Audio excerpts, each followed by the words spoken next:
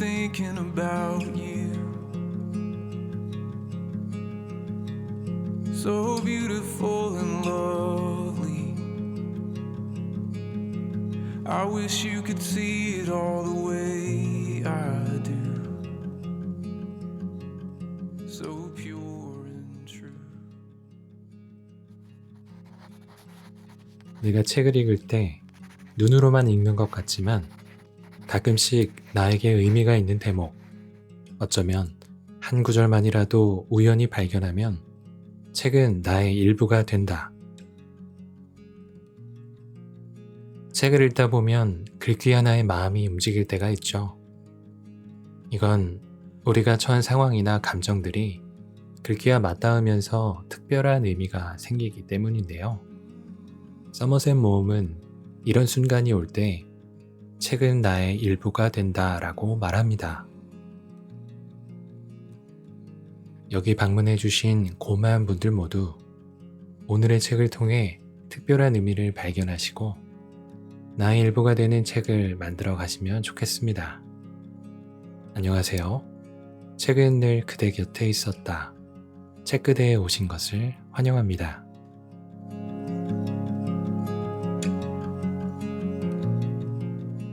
오늘은 부끄럼 출판사에서 출간한 정여욱 작가의 잘했고 잘하고 있고 잘 될 것이다를 가져왔어요. 최근 20만 부 돌파 기념 개정판이 나와서 여러분께 소개시켜 드리려고 합니다. 이 책은 50주 연속 에세이 베스트셀러, 21세기를 위한 10권의 도서 선정 등의 화려한 이력을 자랑하는데요. 여러분도 이 책을 읽어보시면 에세이스트로서 정여욱 작가의 탁월한 문체에 감탄하시게 될 것 같습니다. 정여욱 작가는 이미 참 애썼다 그것으로 되었다, 나를 사랑하는 연습과 같은 스테디셀러 에세이가 있어요. 저는 개인적으로 장르의 특성상 전작들과 유사하지 않을까 생각을 했습니다. 그런데 막상 책을 보니 이런 생각이 무색하게 작가 특유의 통찰력과 따뜻함을 잘 살린 내용들로 구성되어 있어서 오히려 전작들보다 수작이라는 생각이 들었습니다. 작가는 마치 나를 이미 알고 있었던 것처럼 이야기하는데요. 수고했으니 자책하지 말고 나에게 집중하고 나를 믿어주라는 메시지들이 전편에 걸쳐 섬세하게 기록되어 있습니다. 글을 읽다 보면 너무 공감돼서 슬그머니 미소가 나오기도 하고요. 가끔 울컥하기도 하실 거예요. 요즘 힘이 드신다면, 혹여 사람에게 지치셨다면 책을 통해 위로를 얻고 힘을 내보시는 건 어떨까요?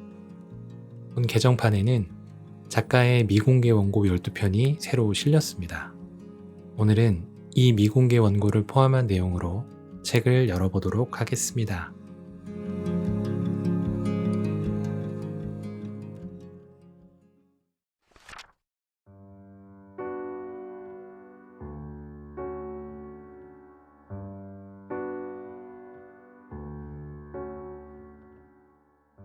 생각해보면 그랬다. 누가 나를 해코지하지 않더라도, 어떤 긴박한 일이 일어나지 않더라도 앞으로의 걱정 따위의 일을 떠올리며 우린 그렇게 추락한다. 지금 당장 아무 일이 일어나지 않았음에도 슬쩍 휘청이기 바쁘다. 분명 잘 나아가고 있음에도 말이다. 그러니 나는 바랄 수 있다. 잘 안 되고 있더라도 잘 될 것이라고 해도 된다. 아무 일이 없어도 무너지게 일수인 우리의 삶이 있다면 무너지고 있어도 아무 일 없는 듯 잘 되고 있다 말해줄 수 있는 삶도 분명히 있다. 어쩌면 어제 어떤 일이 있어서 주눅 들어 있을지라도 당신은 잘했고, 이 순간 바로 오늘 당신의 잘못으로 무언가 망쳐버렸음에도 잘하고 있고, 내일 당장 큰 걱정이 해결되지 않을지라도 잘 될 것이다. 내가 굳이 이렇게 말해주지 않아도 당신 스스로 자신 있게 말할 수 있다.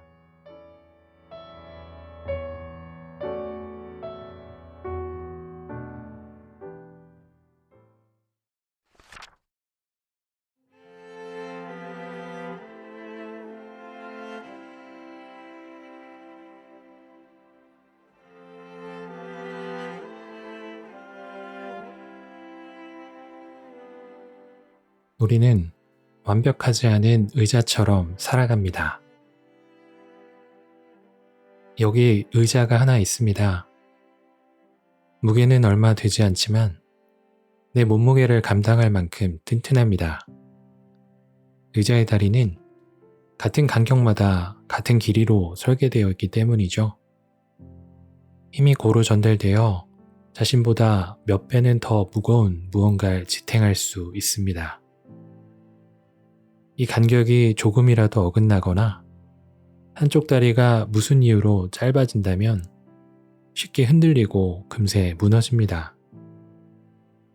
무언가를 지탱하긴커녕 제 몸 하나 가누지 못할 만큼 비실거리기 마련이겠죠. 어쩌면 우리는 이 의자와 평행한 삶을 살아갑니다. 일, 사랑, 우정, 의식주. 이런 것들이 한데 모여 나를 이루고 삶의 균형을 이룹니다. 이 중 무엇 하나라도 어긋나면 자주 흔들리거나 무너질 것 같죠. 즉, 어떤 무게를 견딜 수 있는지는 그 균형에 달린 거지, 나를 짓누르는 시련의 크기에 달린 건 아닐 수 있단 겁니다. 물론 그 크기가 큰 만큼 더 위태롭겠지만 핵심은 균형일 겁니다. 그렇기에 우리는 완벽하지 않은 의자처럼 흔들립니다. 완벽한 균형을 맞추며 사는 것은 불가능한 일이기에 우리는 미완이라는 고충을 안고 아주 조금씩 휘청이며 살아가고 있습니다. 인생은 누군가에 의해 설계된 것이 아니고 저 스스로 만들어가는 것이기 때문입니다. 곧 흔들리며 살아가는 우리가 이상할 것은 없다는 말입니다. 별다른 일이 없어도 그냥 휘청일 수 있습니다. 아주 어처구니 없는 일에도 무너질 수 있습니다. 당신이 짊어진 짐의 무게와 상관없이 당신의 흔들림은, 그로 인한 힘듦은 마땅한 일입니다. 이렇게 작은 일로도 수시로 흔들리고 있다는 거 오히려 다행일 수도 있습니다. 그런 일련의 휘청거림이 없다면 우린 무엇이 잘못되었는지 모르고 살아갈 것입니다. 하루하루 휘청이며 균형을 교정해가는 것이 우리네 삶이란 이야기겠죠. 흔들리는 건 그 원인의 크기보다 균형의 문제라는 것. 우리는 설계되어 있지 않으니 흔들리며 살아갈 수밖에 없다는 것. 당신의 힘듦은 아주 그럴 이유가 충분하다는 것. 그러니 누군가의 말에 흔들리며 자신을 나약하게 생각하지 않아도 된다는 것. 삶이란 각자의 경험을 토대로 스스로 교정해 나가는 과정이라는 것. 그러니 모든 휘청임은 내 삶을 완성시키는 것의 이론으로서 역할을 다할 거란 것. 잊지 않기로 합니다.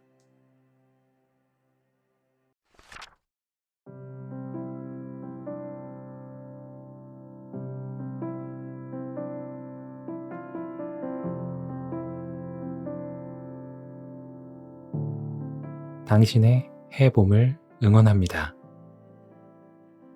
세상 일에는 두 가지 종류가 있습니다. 해보지 않아도 알 수 있는 일이 있고, 해보지 않으면 모르는 일이 있습니다. 전자는 비슷한 경험을 해봤을 터이고, 후자는 전혀 경험이 없을 터입니다. 고로 세상의 두려움은 두 가지입니다. 너무 몰라서 두려운 것과 아주 알아서 두려운 것. 전자는 상상이 안 가서 그런 것일 테고, 후자는 상상이 너무 잘 돼서 그런 것이겠죠.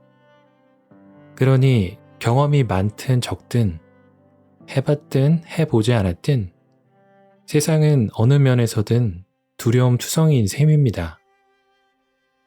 일, 관계, 사랑. 그중 어떤 것이라도 당신이 두려웠던 일을 다시 시작하든 해보기도 전에 두려운 일을 시작하든 나는 당신의 그 해봄을 응원합니다. 예상되는 두려움을 이겨내는 당신의 그 해봄. 예상되지 않는 두려움을 이겨내는 당신의 그 해봄. 어떤 의미로든 용기 내어 한 발 나아가 본다는 그 해봄. 해본다는 건 그 행동만으로 꽤 값어치 있는 일이기 때문입니다. 그것이 성공으로 가건 새로운 시련으로 다가오건 다시 당신의 해봄을 응원하겠습니다. 크게는 세상이 따뜻한 이유도 당신의 해봄 덕분이고 세상이 자라나는 것도 당신의 해봄 덕입니다. 어떤 일은 굳이 무언가 일어나지 않더라도 해봄 자체만으로 이미 기적이 일어난 것과 같으니 나는 또 당신의 그 해봄을 응원합니다. 해봄. 당신의 그 해봄. 그 해봄. 말만으로도 푸른 새싹이 돋아날 것 같은 말이니까요.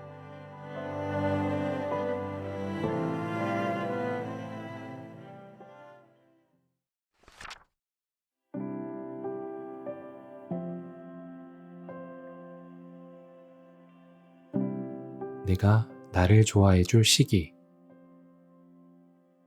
생각해본다. 누군가를 열병할 듯이 좋아했던 마음으로 나는 나를 좋아해 준 적 있을까? 내가 나를 좋아함과 인정함은 이 세상 그 누가 나를 좋아해 줌보다 값진 것이다. 가장 값지고 아름다우며 최대의 다정이고 대체 불가의 의미일 것이다. 혹여 그럴 만한 이유를 찾지 못할 때는 기억하라. 막론하고 지금 당장이 나를 사랑할 적기이다.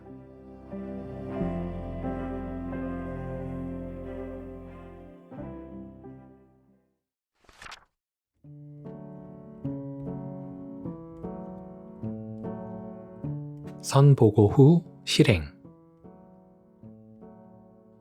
사회생활을 하며 체계와 시스템 속에 살아가는 우리는 언제나 선보고 후 실행을 하는 상황을 맞닥뜨립니다. 어느 직급이라도 먼저 이렇게 함으로써 어떻게 됨을 알리고 후에 실행에 들어가겠죠. 매일 하는 거지 않습니까? 어차피 습관처럼 된 거 내 인생에도 적용해주면 어떻겠습니까? 이만큼 될 거야. 이렇게 살 거야. 할 수 있어. 끝까지 거 해보지 뭐. 너는 멋있어. 훌륭해. 잘 할 거야. 잘 될 거야. 잘 할 수 있어. 꼭 그렇게 될 거야. 내 삶에 막연한 보고 후 실행하는 것. 중요한 건 그 보고에 준하는 나의 실행이겠다만 오늘만큼은 못하나 따지지 말고 일방통행 보고해 주기로 합니다. 그동안 고생한 삶에 대하여 최소한의 응원이랄까요?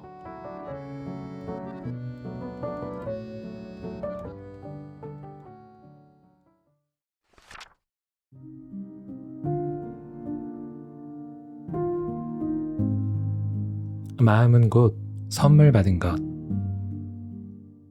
사람의 마음은 소중한 선물과 같아서 한번 잃어버리면 이전으로 되돌리기 힘들다. 받은 선물은 한번 잃어버리면 다시 새 것을 구한다 해도 그 의미가 사라지는 것처럼 선물 받은 그것이 아니면 아무리 똑같은 외형이어도 성에 차지 않는 것처럼 한번 잃어버린 마음은 다시 찾는다 해도 무의미한 일. 나에게도 상대에게도 이미 그때 주고받은 소중한 마음이 아니게 되는 것. 받은 마음을 익숙함에 함부로 잃어버리지 말 것. 또 선물이 아니었을 마음을 오랜 시간 간직하느라 애쓰지 말 것. 마음이란 한번 잃어버리면 다시 이전 그대로 되돌릴 수 없다는 것. 그것을 기억하고 언제나 귀중히 여기되 너무 오래 찾아다니진 말 것.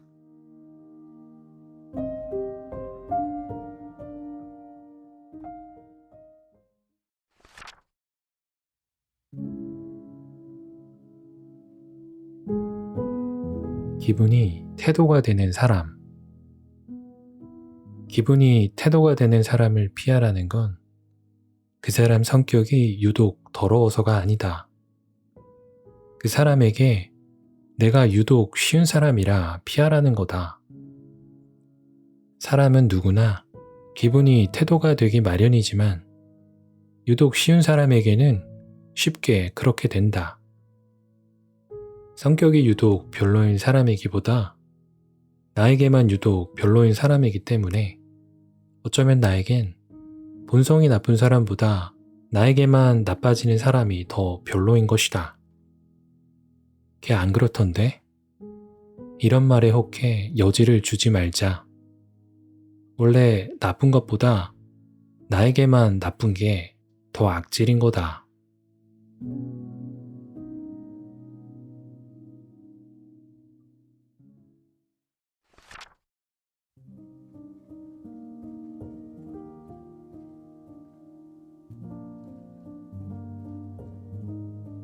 엄마가 끓인 된장찌개. 나는 된장찌개를 좋아한다. 엄마가 끓인 된장찌개는 건더기가 부드러워서 잘 으깨진다. 근데 난 좀 딱딱한 건더기가 입맛에 맞더라. 식당 된장찌개 같은? 방금 끓인 티가 나는. 그러나 이 된장찌개 몇 번이나 끓였다는 걸 안다. 식당 된장찌개보다 훨씬 더 오래 끓였다는 걸 이제는 안다. 엄마는 온다는 날 위해 이걸 끓이고 식을까 쭉 데우고 그러다 안 와서 불을 끄고 내가 오니 다시 끓였다. 이 호박도 감자도 두부도 엄마를 닮았다. 나를 기다리다 축 늘어졌다. 쭈글쭈글 물렀다. 엄마의 시간이 이대로 멈췄으면 좋겠다. 난 30이 넘어서도 식탁에서 자주 울었다.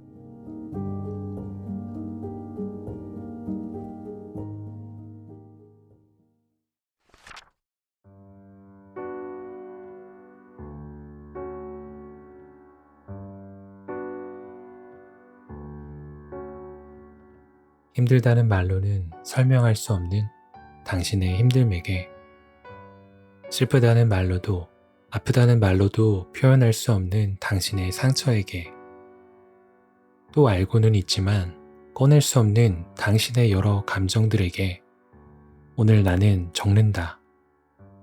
이 활자들이 무슨 도움이 되겠냐만 나는 쓴다. 이 책을 펼치고 닫는 순간에도 전혀 달라질 것 없는 당신의 앞날이라도 결국 펴낸다. 오직 당신에게 읽히기 위해서 말이다. 그러니 아무 의미는 없지 않았다 믿는다. 우리의 삶은 쓰이고 읽히며 서로를 위로하는 것이니 표현할 수 없던 당신의 감정을 내가 적은 글이 대신해서 표현해 줄 수 있다는 것만으로 나는 다 했다. 앞으로 당신의 삶에 일말의 위안과 공감을 던져줬다면 나는 또 되었다.